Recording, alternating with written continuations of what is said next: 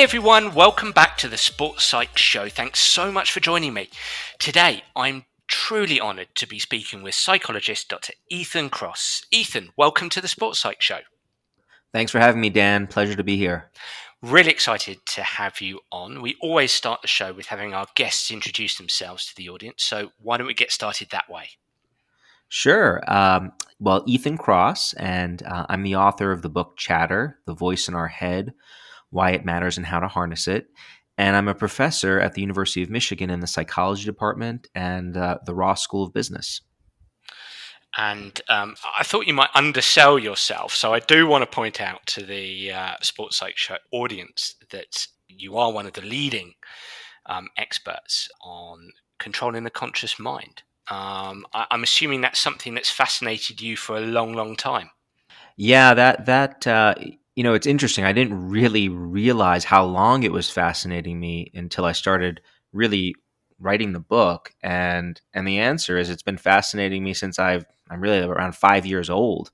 The way I got into this business, so to speak, was based largely on conversations I used to have with my dad when I was a little kid, who used to tell me when I was starting at 3, whenever something bad happened in my life. And by bad at 3, I mean I didn't get the dessert I wanted after dinner. Go inside, try to figure out why you're feeling the way you are, and move on. And so he would tell me to introspect, and I listened to my dad throughout my life and growing up.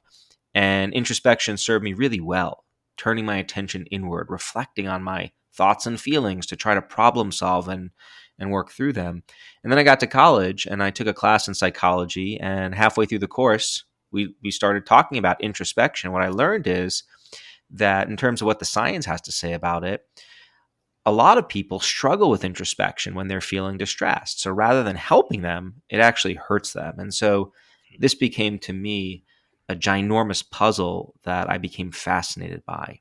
Why are we sometimes able to introspect to our benefit, but at other times we crumble? We end up ruminating and worrying and catastrophizing and self-sabotaging and experiencing what I call chatter, which are the negative cycle of thoughts and feelings that turn our ability to introspect into a curse rather than a blessing. And that's what I've spent the past 20 plus years studying. Well, I didn't quite start at 5 years old, but certainly at 15, 16 years old as an upcoming golfer, wannabe professional golfer.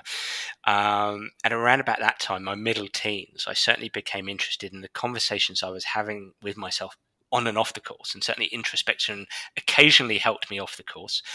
Probably didn't help me that much on the course. Right. And I'm sure we'll get into that more today. But as you've mentioned, you've written this book, Chatter, The Voice in Our Head and How to Harness It. And I spent the last week going through it. It's absolutely brilliant. Page after page resonated with me. Being a sports psychologist, I know of and utilize some of the techniques you talk about. But there's some brilliant stories, brilliant anecdotes, and you've really brought to life the notion of chatter, of self-talk, of our inner voice. And what is amazing, in your introduction, you talk about how we internally talk to ourselves at a rate equivalent to speaking 4,000 words per minute out loud. So it's this constant chatter, or this chatter that we have is constant. It's this constant stream of internal dialogue, essentially. Well, it certainly can be. So we can talk to ourselves much quicker internally than we can out loud. We can also talk at a slower pace, but we have a lot of flexibility with respect to the speed dial. And one way to think about how that might work is we don't talk to ourselves in full sentences all the time. So we can talk to ourselves with the equivalent of how we might take notes, shorthand, right? We're thinking in shorthand a lot of the time verbally. And that can be quite intense. It can also slow down. And importantly, it varies for different people in different situations. Some people experience more chatter than others. And but I do think the inner voice is, in some shape or form, is a basic feature of how the human mind works. Well, in that introductory section, you talk about how internal chatter can involve rumination, so related to the past, worry related to the future, or even a free association between negative feelings and ideas. And I know sports coaches would recognize each of those: memory, imagination, and present thinking. Um, you've mentioned there that that internal chatter doesn't need to be complete sentences. It can be all over the place. And in chapter 1, entitled "Why Do We Talk to Ourselves?", you open up with an incredible study done by anthropologist Andrew Irvin. It's just an awesome study. I loved it. Tell me about that New York study. Yeah, so neat. Well, he did something really interesting. He basically approached New Yorkers walking on the street and gave them a recording device and had them articulate the stream of thoughts that were flowing through their mind as they navigated the streets of New York City.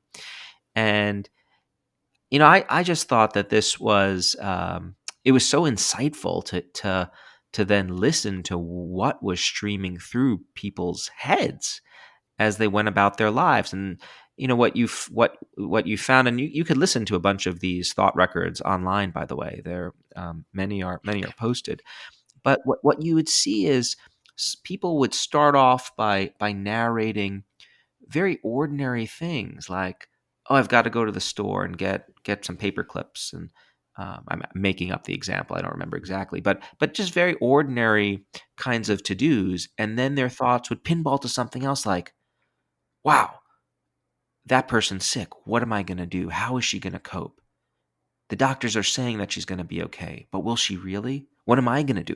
And you begin to see how the inner voice can flitter back and forth between different thoughts and ideas, often landing on negative content, which was one of Irving's conclusions, that a lot of the time the inner voice was fixating on negative things. And that doesn't mean that the inner voice is bad. It means that it's often recruited to help us manage obstacles in our life. And so, just a fascinating study that I think brings to life a lot of the science behind what we know about how the inner voice functions.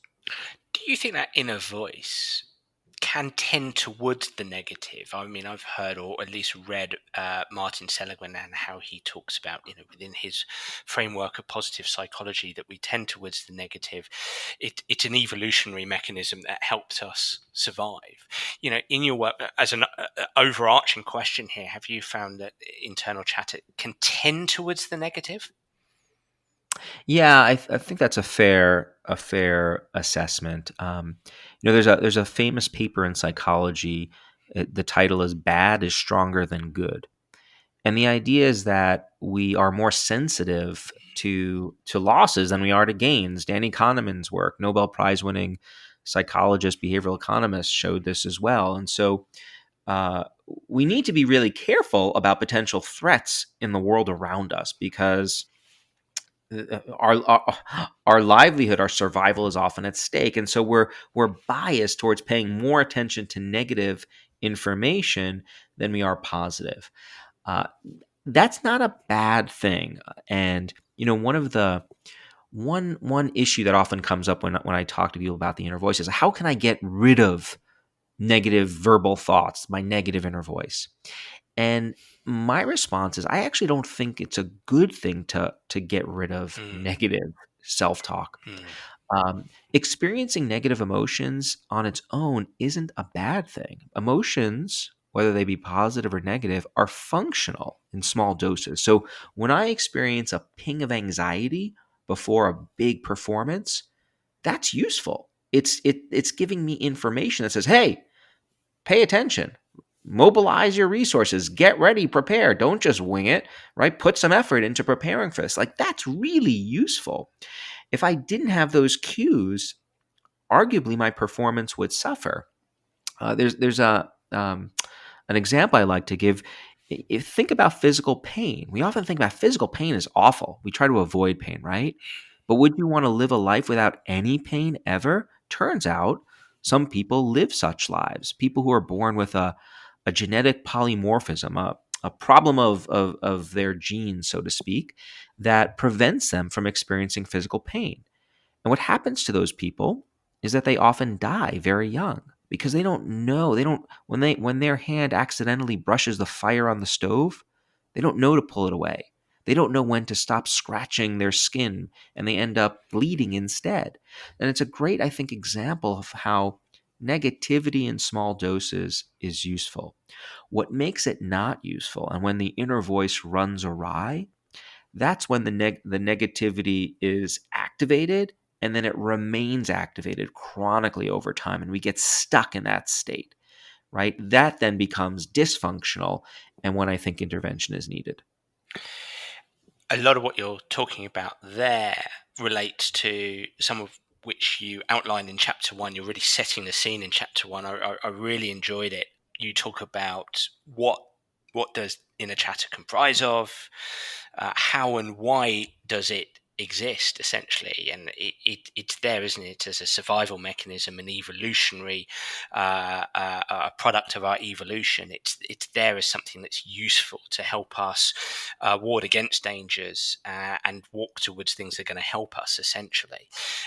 What I found really interesting about some of the things you wrote about in this first chapter is that actually thoughts can be a better predictor of, say, happiness than the reality of what life presents to us. The perceptions that we have of our reality influence how we feel rather than reality itself.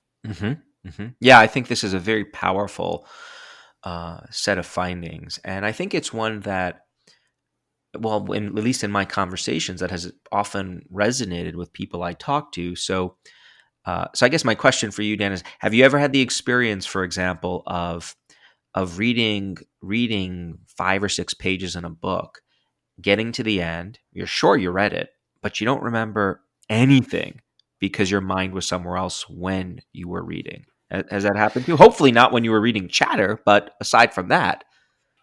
I was thoroughly absorbed in chatter, but all too often, I've definitely had to, especially if I'm reading a fiction book, I have to go back over those 5 pages That's to right. actually keep the storyline in mind. Yeah, and I mean, this has happened to me. I'll be with my family at dinner, and there's a problem at work, and my daughters. I've got an 11 and a 6-year old, and they're just full of it, positivity, and telling me about what they learned at school and what their friends did. And this is a moment that is typically one filled with joy at the dinner table. Mm. But I'm thinking about something else, and I'm not experienced. I'm hearing what they say, but I don't actually listen. This speaks to this how our thoughts can capture us.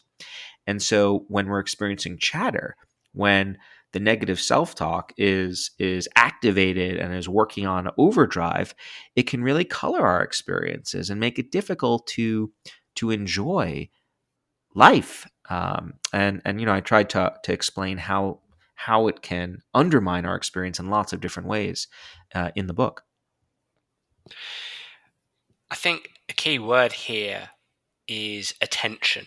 It influences our inner chat. It influences our attention. Yes, it influences how we feel, and we're going to talk a lot about that today in terms of, day-to-day inner chatter and how it influences, say, sports competitors, sports participants, how they feel about their sport and their participation in sport and their competitiveness. But in that moment, it influences our attention, what we're paying attention on. And moving on to chapter 2, which is entitled When Talking to Ourselves Backfire, you actually start with a sporting anecdote about baseball pitcher Rick Ankiel and what he experienced as he was pitching. And this is where chatter influences attention. Tell us a little bit about the story of Rick Ankiel. So Rick Ankiel was this phenomenally interesting case study on chatter. So he was he's a pitcher, and when he came into the league, he was heralded as the next greatest pitcher of all time, one of those rare phenoms who athletes and coaches and fans expect the best of. And throughout his first season, he largely lived up to those expectations. But then during the playoffs, it all tragically unraveled. He pitched one wild pitch, which in baseball, that it happens from time to time. I used to pitch when I was in high school. Uh, and let me just be very clear, because I know this your audience consists of high level athletes. The sports playing I did in high school, while extensive, was not of a very high level. So, but you throw wild pitches all the time. It happens to the Yeah. best of them. What happened for Ankiel, though, is he threw one wild pitch, and then he narrates in his autobiography. He just thought to himself, "Oh, I thought I threw a wild pitch. Now that's not something I do." So then what does he do? He winds up and he throws another and another and another. And his chatter became super activated. He called it the monster inside. Mhm. And it really it basically sunk his pitching career. He tried to resuscitate it, but couldn't. Ended up going to the minors, taking a break. There's a happy ending readers will learn about if they read the story in the book in Chatter. But his pitching career, for all intents and purposes, was over. One of the best pitchers to come on, just poof, Chatter blew up his career. And one of the things we see happening in Ankiel's case, and we see this in laboratory studies too, is when we experience chatter, one of the things we do is we zoom in really closely on whatever's driving our problems. And that makes sense if you think about it, right? There's a problem. Let's focus our attention in to solve that problem. But what happens is we often just get stuck on the issue, and we can't get the bigger picture. And in the case of athletics, that kind of zooming in when you're performing can be really toxic, because pitching windups and goal kicks, and I don't know what the equivalent is in cricket and maybe some of the other sports that are popular in Mhm. the UK, but these are complex movements that are automatized through years and years and years of practice, right? The greatest athletes are not thinking about where to put their laces and the angle of their knee when they step to shoot that goal kick, right? They're just doing it. It's an automatic behavior. Once you start zooming in on all of the particular features of what you have to do, when you have to do it, that's when things explode. And in sports, that's often what happens when we experience chatter. Well, we talked recently on the Sports Site show to Sian Bylot about this, and um, Ethan, I have my own kind of Rick Ankiel story.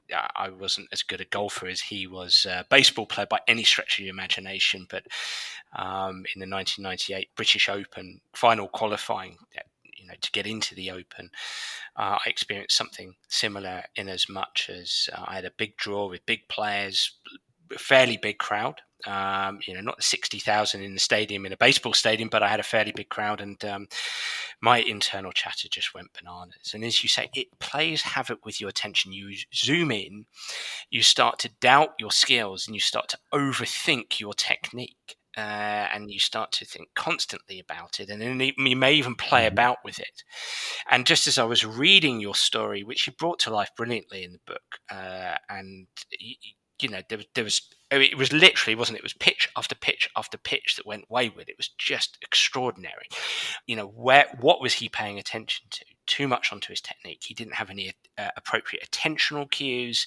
He didn't have any even linguistic cues that he could come back to in order to pay attention to the right things, essentially.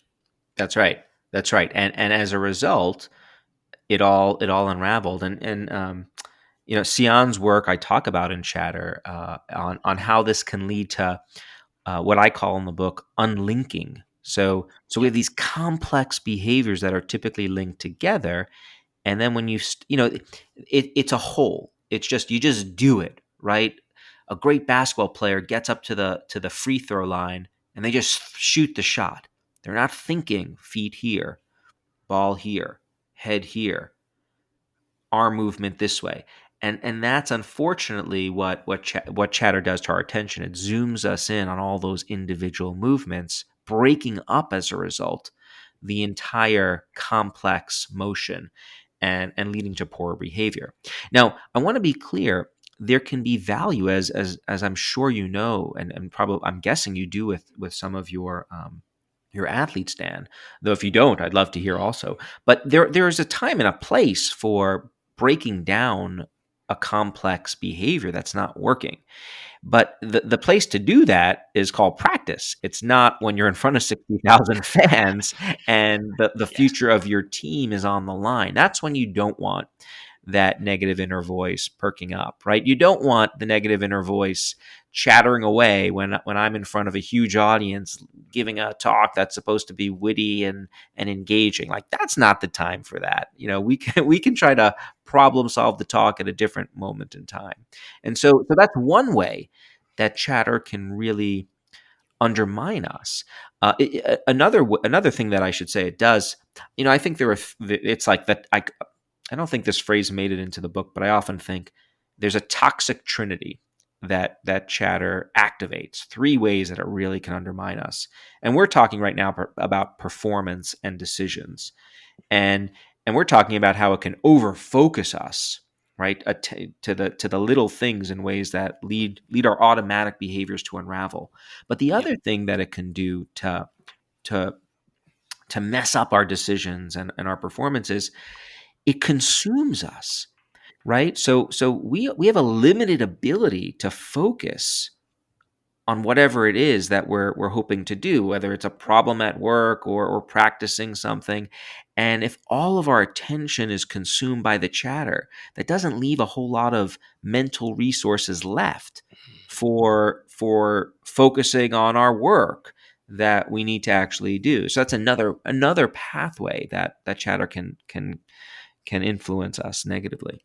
Well, when we zoom in and focus tightly on the problem, we tend to be engulfed with the emotional responses that are activated, aren't we? And I know you talk about this in chapter 3, and I don't want to preempt that, but I can tell you from experience, whether it's myself or working with athletes over the last 15 years of all levels, is that when we zoom in and we're engulfed emotionally, as you're alluding to there, our ability to make decisions in the moment, to remember tactically or strategically what we're trying to do, our cognitive intellect, if you like, our sporting intellect atrophies, it drops down.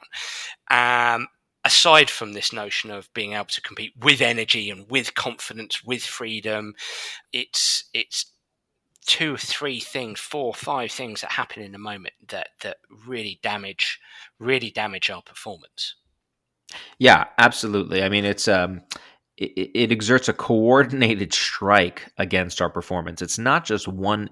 It's like there are multiple tentacles that chatter exerts that can undermine us.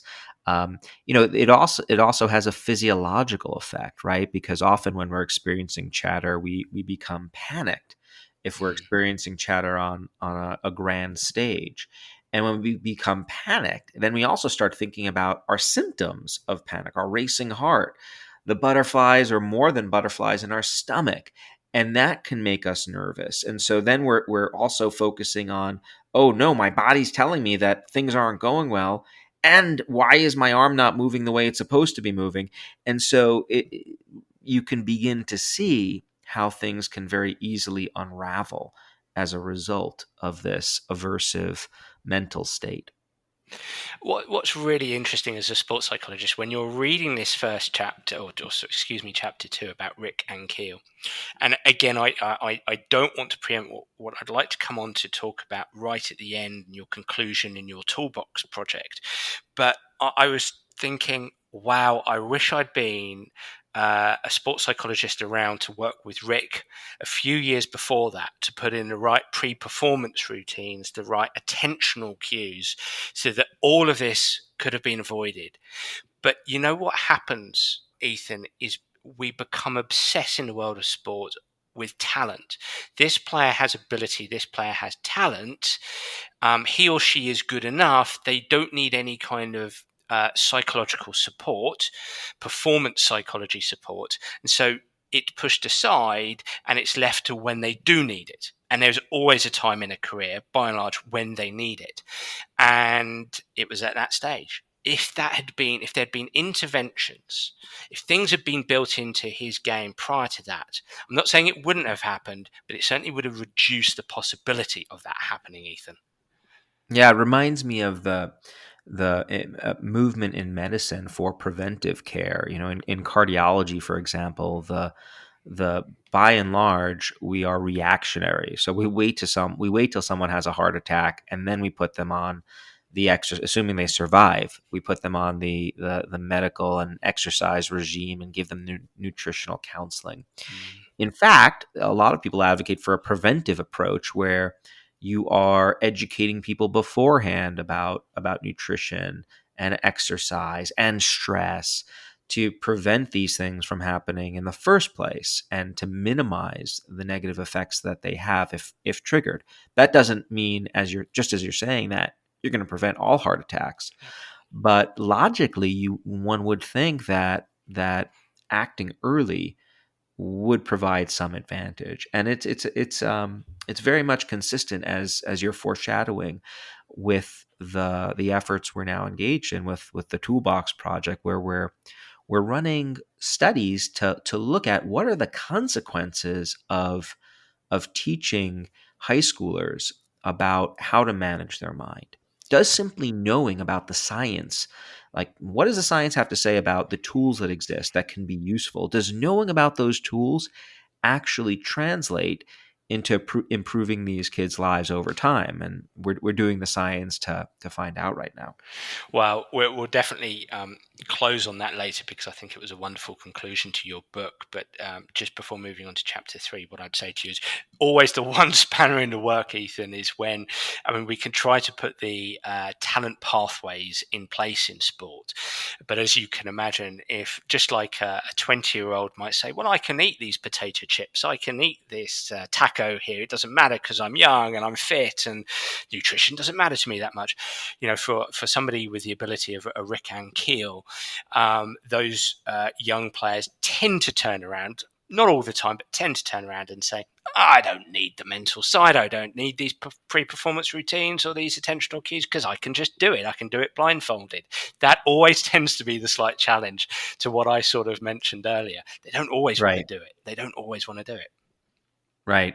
Yeah, and I think that also makes sense. If it reminds me of the age-old maxim. I'm not sure if this is also true on your side of the pond, but Mm, if it ain't broke, don't fix it. Do certainly you is. ever use Oh that one? yes. Oh yes. So, and there's something to that idea, right? If it's working, let's not interfere with it. But I think the challenge is to convey, and I think you can do this.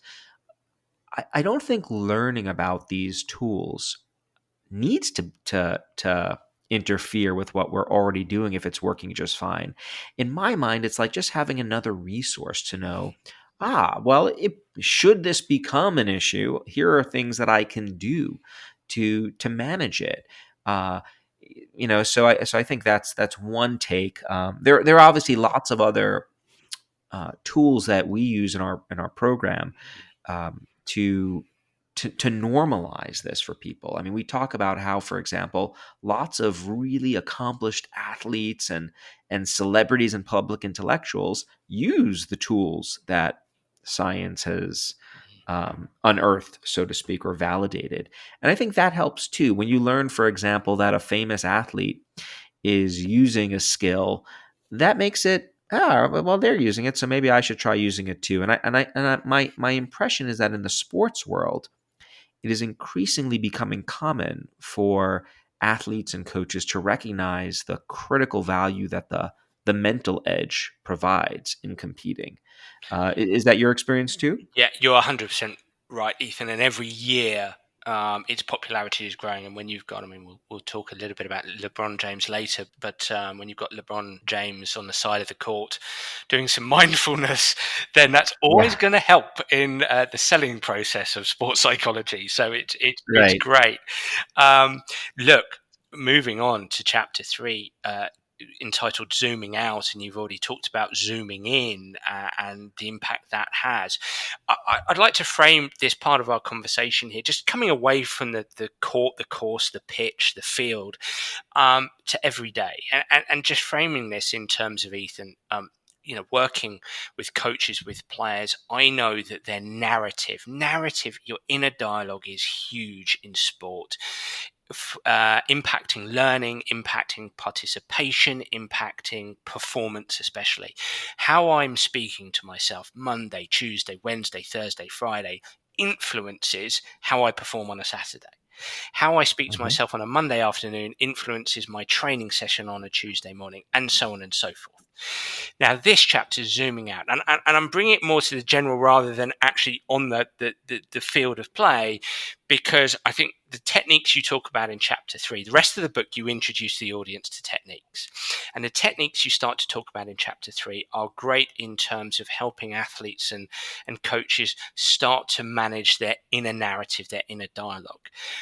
Zooming out, you talked about zooming in, but just tell us a little bit about this chapter, zooming out. How does zooming out help us?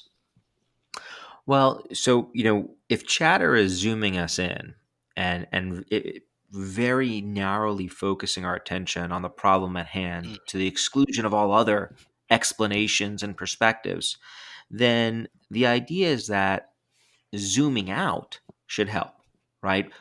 Getting a person to take a step back, if you will, from the immediacy of the experience, from being overwhelmed, so that they can think about what's going on more objectively and do what I think most people want to do when they reflect on their problems, which is solve them.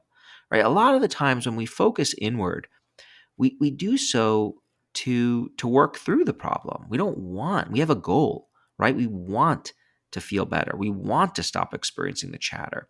And where we get stuck is in fulfilling that goal. Like we just can't do it because we're reverberating in the negativity. And so when that happens, what we've learned is that being able to step back and think about the experience more similar to how it's happening, for example, to someone else can be really useful.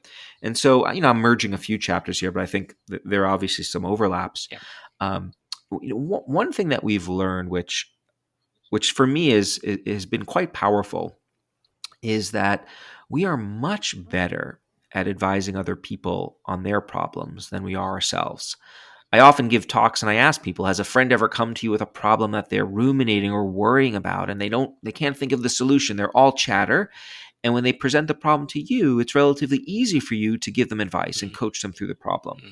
Consistently, all the hands in the audience go up. And I should tell you, Dan, that doesn't often happen when I ask questions, but this is a very strong effect, Yeah. right? Like if it's not happening to me, I can weigh in objectively. There's even a name for this. We call it Solomon's paradox, named after the Bible's King Solomon, who was famously adept at doling out sound advice, but not following advice in his own life. And so, following that idea that we're better advising others than we are ourselves, what we've learned is that we have evolved the capacity to think about ourselves more similar to how we think about others. And we do that, good things happen. We have more perspective. We can think more objectively about the situation. Uh, my favorite example of a tool that can be useful in this regard is language. So many people, when they're experiencing stress, do something that's seemingly awkward and bizarre. They talk to themselves using their own name. So there's an example, for example, of Malawi Yousafzai, youngest person ever win the Nobel Peace Prize. Yeah. She won it because she was an advocate for the right of young girls to receive an education. The Taliban uh, basically shot her in the head in an attempted assassination, and she recovered, won the prize. She went on a talk show in the States around the time that she won the Nobel, and the host asked her, "What went through your head when you discovered that the Taliban were coming to get you?" And she said, I used to think, what would I do if they came? And then I said to myself, if he comes, what will you do, Malawa? And then I answered myself, just take a shoe and hit him, Malawa. So in the moment of stress, when she's contemplating what is arguably the most frightening thing that any of us could contemplate, someone coming to kill us, what does she do? She starts talking to herself using the language that we usually use to talk to other people, names, right? Most of the time when we use names, it's when we're addressing others. And what we've learned is that when people use their own name to work through their problems, we call this distanced self talk. Mm. it leads them to think about themselves more similar to how they think about others. It provides them with psychological distance, which in turn helps them pursue their goals, helps them perform better under stress, feel better, and think more wisely. And so that's just one example of a distancing technique, but lots of other ones exist. And it speaks to the power, I think, of zooming out when we find ourselves zoomed in too tightly. Well, as you mentioned there, it can make you wiser. It can help you in your decision making process. This notion of zooming out by using your name. It helped seemingly LeBron James make a decision about where he was heading in his basketball career. Yeah, there's another great anecdote. LeBron James, arguably the best current NBA basketball player. That is arguable. I'm sure someone might bicker with me about that, but he's really good. Anyway, about 10 years ago, or a little bit more, he faced a really challenging emotional decision in his life, which was, does he stay with the team that welcomed him into the NBA and really nurtured his career from its inception? Does he stay with that team, or does he move on to another market? And he gave an interview and he said, the one thing I didn't want to do is make an emotional decision. LeBron James has got to do what is best for LeBron James. So he starts off in the first person. He says, the one thing that I didn't want to do is make an emotional decision. And the moment he then utters that emotion regulation goal, he switches to referring to himself using his own name. So it's another example of I think, how these linguistic shifts pop up in daily life in situations where emotion regulation is required. And in other studies, what we find is that it actually leads to what we call wiser reasoning. It lets people to, but when you're breaking people out of being zoomed in too tightly on a situation, when you distance, you're more likely to see other perspectives on the event. You're more likely to recognize that, hey, my initial way of thinking about this may not actually be the right one. You become more humble intellectually. You recognize the limits of your own knowledge, which is actually a good thing, right? Because when you recognize that you may not have all the answers, that can motivate you to talk to others, to acquire more information, to ultimately make better decisions. And so it can help in a variety of ways. I'd like to describe to you what I experience internally when I go from first person to utilizing my own name. If I'm thinking and having had experience of being a competitive sports person, having worked with a lot of uber competitive people, and I think I'm really nervous. I'm really nervous about next week. Oh, don't mess up my first shot, whatever it is. Don't. And I get that notion of zooming in. I can think about messing up. But when I start thinking about, okay, Dan Abrahams is going to play with confidence. He's going to execute a confident swing. Dan Abrahams is going to walk into the ball focused on the target. Dan Abrahams is going to execute a confident swing. It turns on my pictures, my inner pictures. It forces me to utilize visualization, and I'm looking at it from a third person.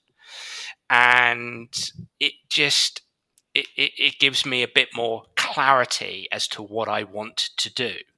Does that make sense? Absolutely. I think one way to think about this is by by taking a step back, and we know that linguistic distancing, when you use your name, is related to visual distancing, to seeing yourself in the scene from a bird's eye or a fly on the wall perspective. Yeah. It's like providing people with a mental timeout, if you will. Temperature's up. Oh, let's step back, take stock of the situation. And once you adopt that more distance perspective, you can do lots of different things. So in our research, what we find is useful is, let's try to problem solve now that we're at a distance and have some more mental space and clarity. Let's figure out what actually makes sense. Because and oftentimes I think people find out that when they're zoomed in, we're not thinking in very logical terms. We're thinking very emotionally. We're panicked often, and we can regain some of that rationality when we step outside of ourselves momentarily. And so your example makes total sense and is consistent with what we see. And what's really interesting, and my eyes lit up when I read this, is page 80 in chapter 4. You talk a little bit about how this kind of distances, this kind of use of your own name helps promote a challenge state over a threat state. I think it was Lindsay Streamer and Mark Seary at Hmm. Buffalo University looked at distance self-talk and how it can put you in a challenge state. And it might be interesting to you, Ethan, that, I mean, we've done 3 or 4 episodes on challenge and threat state because it's actually becoming it's a growing theory in sport. There's some great work going on there at the moment. Yeah, and so I love this study by Mark and Lindsay. Essentially, so just to back up, Yeah. when we're in these high stakes situations, we typically ask ourselves two questions: What's required of me, and can I handle it? We do this Mm. subconsciously. If you ask yourself those two questions and you think to yourself, "Nope, can't do it," that elicits a threat reaction, right? I can't do it, which is not only psychological but is also physiological. Our heart starts pumping blood really fast, and our vasculature, the tangle of arteries in our body, it constricts, which can be really dangerous, right, from a health point of view, because your heart's pumping lots of blood, but the space it has to travel through is getting narrower, right? And that's when that kind of response is activated chronically over time, you get bad things like bursted vessels and the like. Challenge is the inverse. It's the mirror image of that. You ask yourself those two questions and you think to yourself, yeah, I can do this. And what happens in that state of mind, there's also a physiological reaction. Your heart's still Mm. pumping lots of blood because you need more resources. You're in a state that is still quite demanding. But the difference is your arteries relax. So the blood can flow more effortlessly throughout your vasculature. And that turns out as a good thing. And so what Mark and Lindsay did in their study is in some earlier work, scientists had shown that when people use their own name to before a stressful task, they're more likely to coach themselves through the problem rather than be critical. So they might think to themselves, before having to give a public speech, you can do this. You've done this before. No worries. Or you're going to be okay. And you know what? Even if it doesn't go so well, it'll be over and then you'll go on with your life. So it's much more coach like, challenge like. You can do this rather than, oh my God, how am I going to possibly do this without preparing? And what Mark and Lindsay showed is that that psychological response translates into our physiology. So when you're using your name, you're more likely to show that more adaptive physical health profile, which is really cool and I think speaks to the potential benefits that these linguistic shifts and distant self-talk can have for people. I love what you said there. Coach yourself through. Coach yourself through the situation. Um, and whilst I recognize and appreciate that it's important not to have an overwhelm of internal chatter whilst you're competing, so I'm going to go back onto the court, the course, the pitch, the field here. Whilst I recognize that's important, and we certainly don't want a lot of negative talk, and we don't want to zoom in too much, at the same time, through difficult moments in all sports, there can be times where consciously taking conscious control and talking to yourself can help. Example, Phil Mickelson, 2004 Masters, walked around the back nine final round. This is my day. This is my day. This is my day. This is my day. He kept saying to himself. I've worked with clients who have said to me when I was out there on the pitch, these are soccer players, and they've said, yeah, I just started to feel flat and lethargic. And we'd worked on utilizing a bit of self-talk for them. Keep working, keep moving, stay focused. And they might have had a physiological cue as well, a body language cue as well. So I love what you're saying about coach yourself through. Distance runners will coach themselves through at tough times when they start to feel an overwhelm of fatigue, where perception of pain is high. So I love that idea of coach yourself through. Yeah. Well, and I think it is. I think it can be really useful if done at the Yes. opportune time, right? So I wouldn't advocate for doing this inner coaching, distant self talk in the precise moment where the critical shot is needed. So the goal kick, for example, as you're running to do the goal kick, that's not, the time to do it. It's right before. It's when if the anxiety starts to bubble up right beforehand, you want to prevent that response from taking over and leading to the negative consequences that we talked about earlier. So that's the time where, come on, man, you could do it. And I do this before I give, I give hundreds of presentations. I still get butterflies in my stomach. And, right before, I'll give myself a little pep talk internally. And consistently, it does help. I'll channel my wrestling coach from high school, what he used to say to me. And that's how I talk to myself, and it helps. And so I think finding the right moments to engage that coach can be very useful. Another theme of the book that I want to make sure we get to is that we've been talking about one or two tool, really one tool right now, distant self-talk. In the book, I talk about probably 20 different tools and the science behind them. And one key idea that I really do believe in is that there are no single magic pills, right? Different tools work for different people in different situations. And the challenge is to figure out what the blend of tools are or is for you or me in the different stressful situations that we find ourselves in. Because different things are likely to work differently for different people. A lot of differences there, but I do want to emphasize that. I think it's well said. On the Sports Psych show, we had a very, very experienced sports psychologist, Dr. Steve Bull, who he's a veteran of a number of Olympic Games, and talked about really the art of sports psychology, or being a sports psychologist, is related to finding the right tool at the right time for the individual in front of you, or helping them to find their own right tool. And there are plenty of tools out there. And actually, funnily enough, I was going to go on and ask you briefly before we move on to chapter 5 about James Pennymaker's work, the importance of writing down your negative experiences and how that can, I suppose, positively impact you.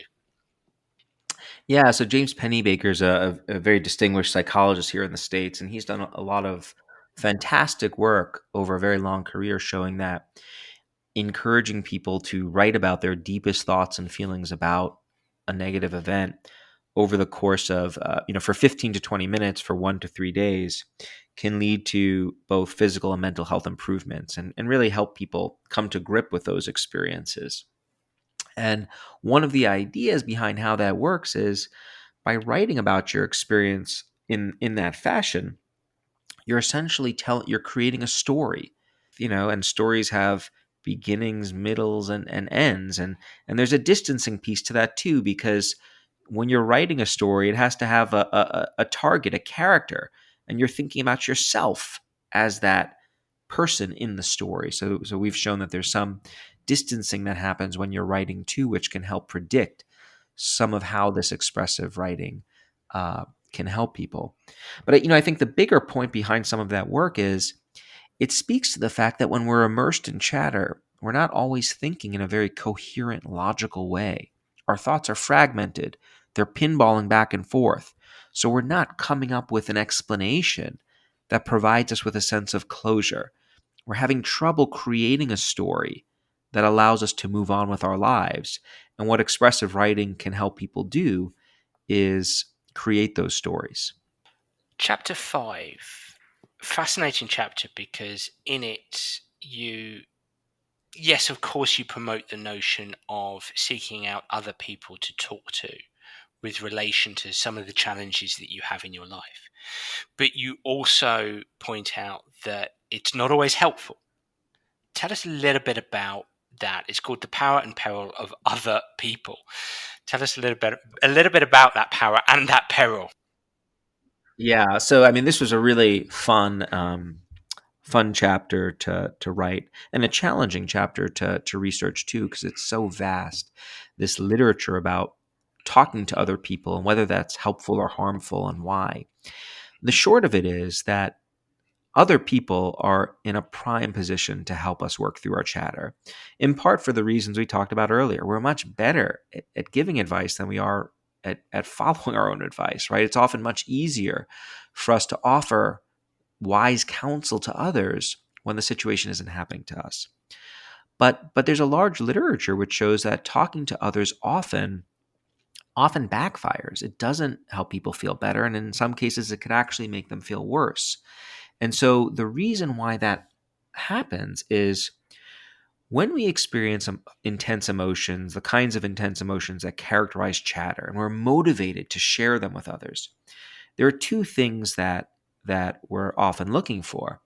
One is we want support. We want to know that there's someone there who's willing to listen to us, to hear us, to empathize with us, to validate what we're feeling. That's comforting to know there's someone there who cares for us. But in and of itself, that's not enough, because we also often need their advice. We need their help, their ability to help us think through the situation, to figure out, like, focus on the bigger picture so they can actually put their experience in context, make sense of it so they can move on. And a lot of conversations with other people don't do both of those things. Instead, other people just ask us about how we're feeling and what happened to us to show they care. And that leads us to feel more connected to them, but it doesn't lead us to problem solve and work through our experience. So we end up just venting or engaging in what we often call co-rumination, which can keep the negative feelings alive. Because I'm just telling you, oh my God, Dan, can I just tell you about what that other person said to me? Can you believe what they said to me? What a piece of bleep, bleep, bleep, right? No curses. So you and I are feeling really connected. The bonds are there. The friendship is getting even stronger because I'm sharing with you something so intimate. But if the conversation stays at just sharing what happened and what you feel, you're not taking that next step to actually work through that experience, which is essential for managing chatter. And so a lot of talking doesn't work out for that reason. And so what I advocate for and what I do in my own life is I'm extremely deliberate about who I choose to talk to about my chatter. There are lots of people in my life who I love very much and who love me, who I don't choose to talk to about my chatter because I know doing so isn't actually going to help me work through it. Instead, I have a cadre of people I know I could turn to communicate what I'm feeling in ways that I know they'll help me actually problem solve and work through. Chapter 6, very, very pertinent for sports. It's entitled Outside In, and it's really about how our physical spaces can influence the inner conversations that we have. And tell us about the Nadal principle, perfect for the Sports Psych show. Nadal said, "What I battle hardest to do in a tennis match is to quiet the voices in my head." How does he go about quietening the voices in his head? Well, Nadal does something really interesting. He engages in rituals, which anyone who watches him knows.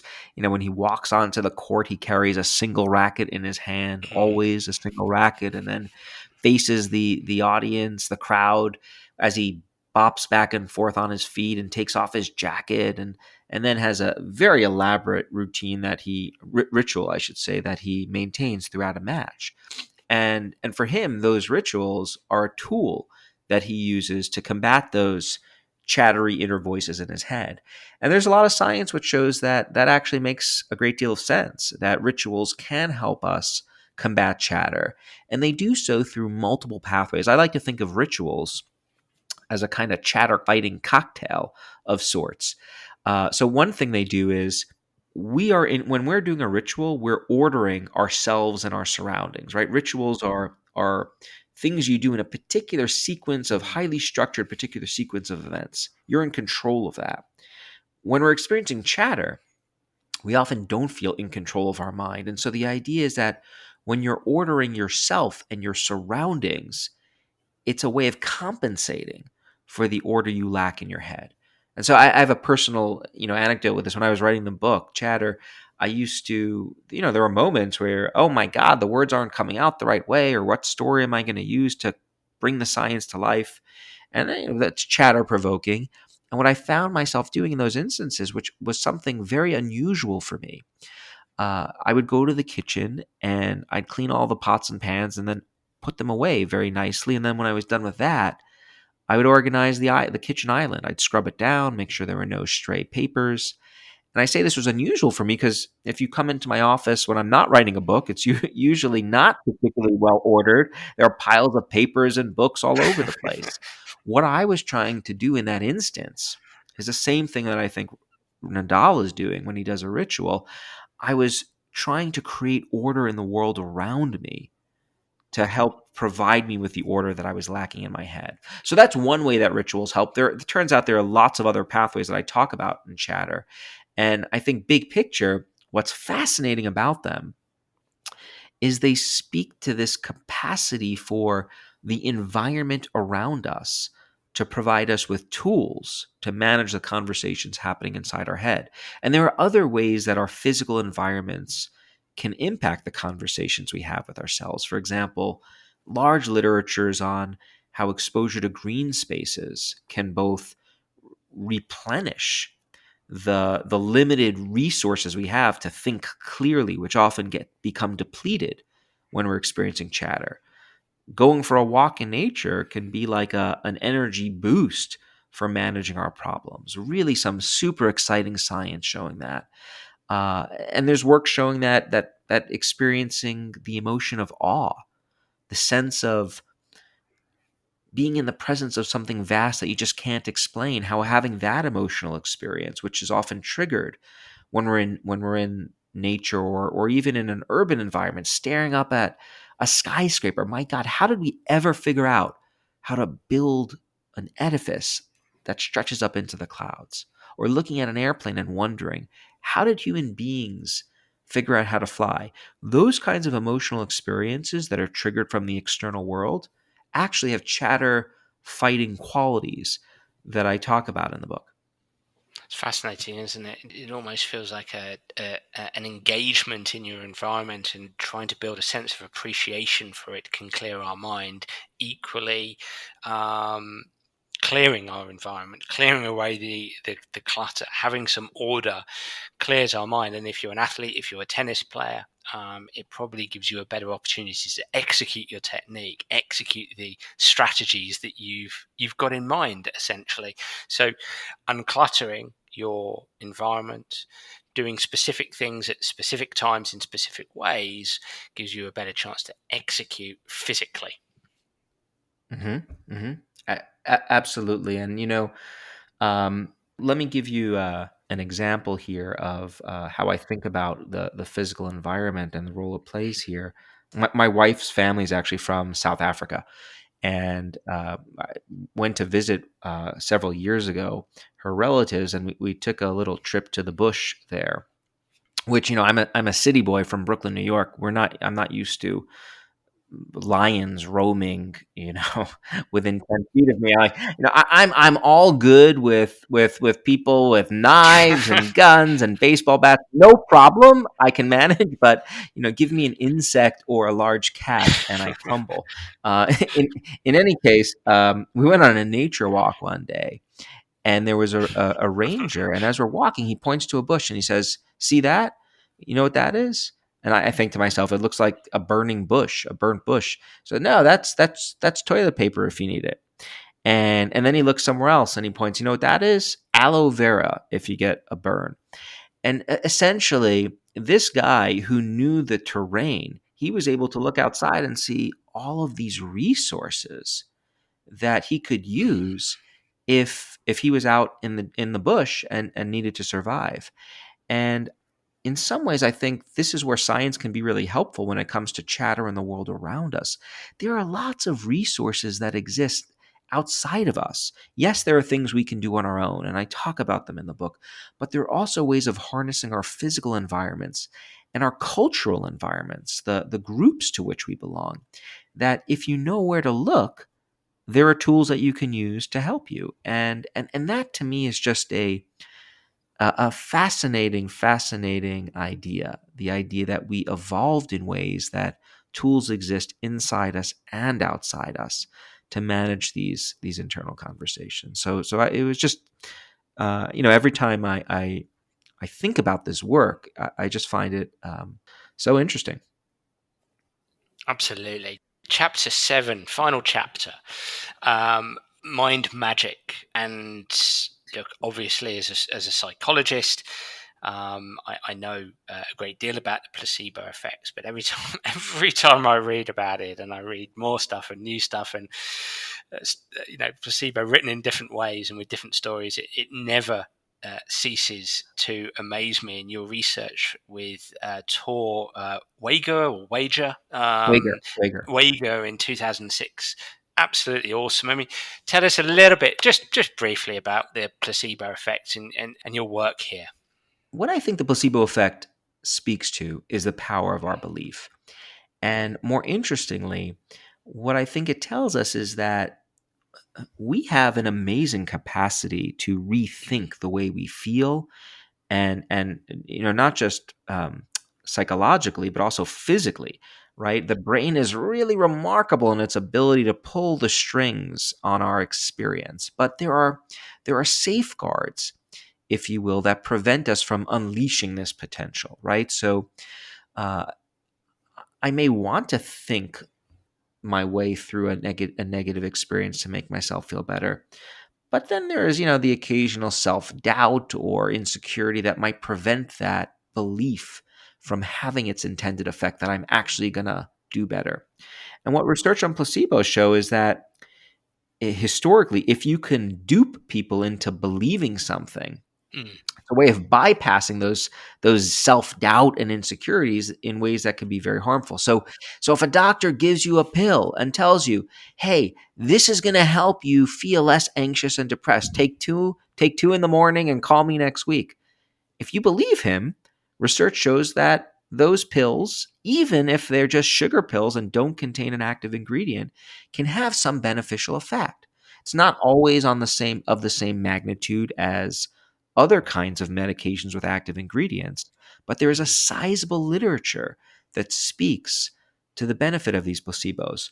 I think the most exciting development most recently is work showing that if you explain to people how placebos work, if you tell them, look, there's a large literature of science which shows that simply believing that you're going to feel better by taking this pill or whatever the object is, wearing this bracelet or clutching this lucky charm, that if you do this, you're going to feel better, you actually will. There's research showing that we can educate people about the power of the placebo effect, and then they can take a placebo and know that they're taking a placebo and still benefit from it. So we did a study where we basically said, look, here's the science behind how placebos work. Here's what they do to your brains. Here's what they do to the way you feel. Here's what they do to your body. We're going to give you a placebo now. This is just a vial. It's a nasal spray, and it's just saline solution. There's nothing, no active ingredient in it. But if you inhale this and you think it's going to make you feel better as you perform this stressful task next, then you will feel better. And so we essentially convince people of this, and then we monitor their brain activity as they performed a task that was designed to elicit negative reactions. And we found that people who were in this non-deceptive placebo condition showed in their brains a less strong negative response. So, mind magic. It's just remarkable to me, and I think it speaks to why throughout history we see people believing in things like lucky charms and superstitions. Uh, there's something to them, right? They may not work for the reasons we think they work, but they do have some benefit, at least based on what science is teaching us. Well, it's fascinating. I mean, I've been blessed to work with some fantastic coaches, some who would be deemed as some of the best in the world. And uh, there does tend to be, this is a broad brush statement here, but there does tend to be a pattern of language whereby these coaches will deliver the power of expectancy effectively. They'll talk about, I know that when we do this activity, we'll go and play well. will go and do well against this team. They're laying down a kind of an expectation, if you like, that plays, I suppose. I mean, in this chapter, you talk about the brain as prediction machine, which lines up neatly with an episode I did with Lisa Feldman Barrett when we talked about brain and its propensity to be a prediction machine. And it's almost as if some of these coaches are playing on that notion of prediction machine. They're laying down expectations. When we do this, I guarantee we'll go and do that.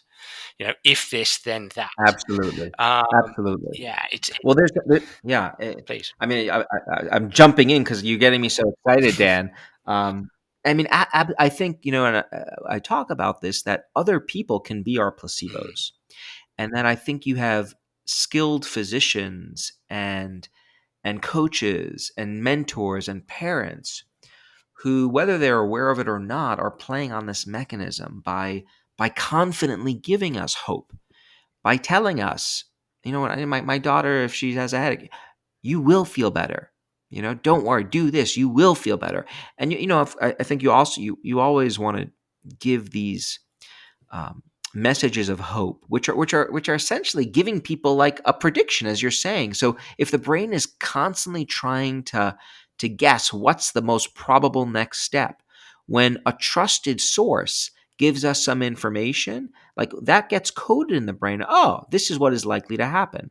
So right now, my daughter's, I think I have a pretty good track record with them, that I'm telling them about what's going to happen. They're likely to believe me, and that helps activate this whole placebo machinery to then bring those kinds of responses into fruition. So if I tell my daughter, "You're going to feel better," that's me working as a kind of placebo and hope generating mechanism for them. And so I think that's a tool that can be built into a coach's arsenal.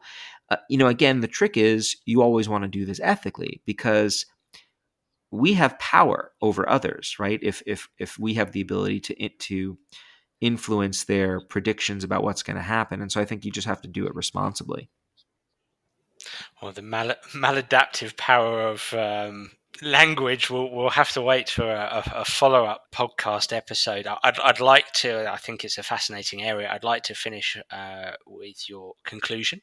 And we'll kind of almost head back to my thoughts on Rick Ankiel and how I think would be so important to work as a sports psychologist with the best players from a preventative perspective, work with them earlier rather than when problems arise. In this conclusion, you talk about an experience you had with a student where she didn't challenge you as such, but you asked if there were any questions. I think it was the final tutorial or something of the year, and she said, "Well, why are we only learning about this now? You'd spent a year teaching them about chatter and self-regulation, I suppose, self-control. Why are we only learning about this now? Why not on day one of our university, our college experience? Why not in high school?" And that had seemingly a profound impact on your thoughts as a scientist and your career. Yeah, so I've been teaching this class on self control's greatest hits, if you will, from the science world. So what have we learned about how to manage our emotions, our mind, our chatter? And it was a class I had taught several years in a row. And the way the class worked was every week I would come to class with questions for students, and we'd chat.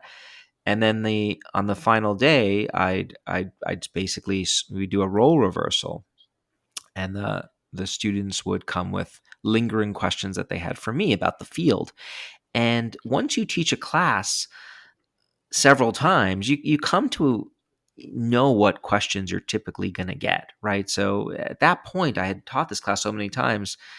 The questions students typically brought, I had heard before and had answers for, but this one student asked a question that I just had never gotten. Why are we learning about this now? And I didn't have a good answer for her, and so it led me to think about, well, if we know how the mind works in terms of regulating it, we haven't solved all the answers by any means, but we've learned a little bit. why aren't we, and we think that this knowledge is important, why aren't we teaching it to kids earlier? We teach them about all sorts of things that we think are important in life. For example, I remember when I was in high school, I learned about the digestive system. I guess knowledge of the digestive system is important and peristalsis, but I don't use that information on a daily basis. But there are lots of things we that are in the canon, so to speak, that we've deemed important for a child's education, and we teach it to them. And so when I think about the human mind and how to master and manage it, this seems to me like really important scientific information. And so it led me to do two things, that experience. The first is for the past, I guess, five years or so now, I've been working with other colleagues and teachers, middle and high school teachers, to translate what we know about the science of managing the mind into a curriculum for students. And what we're trying to do with this curriculum is we want to see, okay, well, can we create these engaging lessons that actually lead to enhanced student knowledge? And then number two, what are the consequences of having that knowledge? So assuming we can teach students about how the mind works, and we think we can achieve that goal, well, are students going to use these tools that they learn about when they struggle in their own life? And if so, what are the consequences that doing so will have? And so, importantly, we're not just creating these curricula and then handing them out. We're actually doing the science to evaluate them and seeing. We want to see what impact they actually have. And so that work is in motion. And then the other task that came out of that class was actually this book Chatter, and it was an attempt to put together what we know about the science of managing this important experience, not just for students but for people more generally. It's fascinating stuff, Ethan. It really is. And I'd love to finish before you give us more details on how people can find out about the Toolbox project and get your book. I'm going to finish on a thought, and I'd like to get your comment. Right now, as we're speaking, Tom Brady is probably going to be having a different chatter to Aaron Rodgers after Mm-hmm. the weekend's results. The Bucks beat the Packers. In UFC, cage fighting, Conor McGregor got knocked out by Dustin Poirier, so he's probably going to have very different chatter to Dustin's. Today, I woke up to find out that Frank Lampard, the former English footballer, now manager, has been sacked by Chelsea. And it sounds like Thomas Tuchel, who's a German coach who came from PSG, Paris Saint-Germain, is going to Chelsea by the sounds of it. It doesn't matter who you are, how famous you are, how much money you have, how good you are at something, how much experience you have. Obviously, experience can mediate, of course, and skill can mediate. We all have chatter, and we all have to manage our chatter. It just does not matter who you are on this planet. Your closing comments on that, I suppose, please. Yeah, so for the book, I interviewed people from all walks of life and all levels of achievement, from very famous athletes, business men and women, to just run of the mill, everyday people like those I hang out with. And chatter was just a constant across all of them. And so I think it is something that we all, or many of us, struggle with. Might there be an exception here and there of someone who's managed to completely nip this in the bud? Possibly. I haven't come across them just yet.